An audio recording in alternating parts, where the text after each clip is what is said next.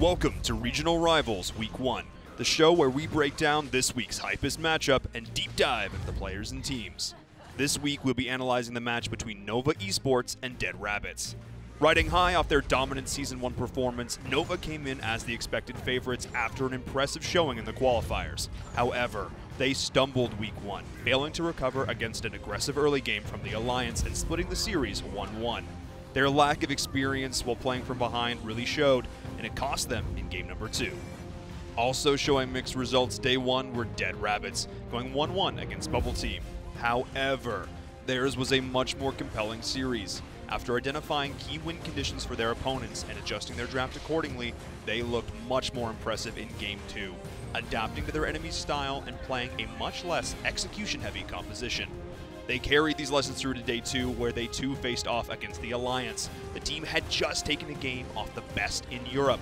They smashed through the competition, taking the series in a strong 2-0, truly begging the question, is the top team in EU really so cut and dry? Comparing both of these teams' games versus the Alliance, we get a much clearer look at the big picture and where the key matchups lie. First, we have to look to the side lanes, particularly towards the Dragon, as early control of this objective is crucial to the playstyles of both teams. Let's break down the matchup of iFlex versus Clamaris. While listed as a sub for 0-7 on the roster, iFlex came in strong for Nova as a historically dominant player in his own right. While his KDA was lackluster to say the least, as we can see, that wasn't the whole story. As we break down the numbers, we can see that while the KDA and GPM for Clamaris was definitely superior, overall, iFlex actually dealt and received a higher amount of damage respectively. Individually, his play was solid. What this comes down to is the overall team's ability to capitalize on damage being dealt and clean up kills in chaotic teamfights.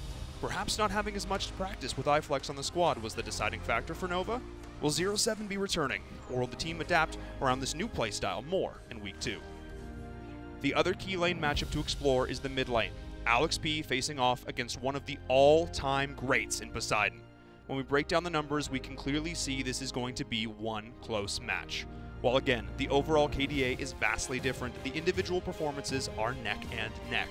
Both players pulled off comparable damage in nearly equal game time and averaged very similar damage percentages, with 27.25% for Poseidon and a whopping 30.1% for Alex P.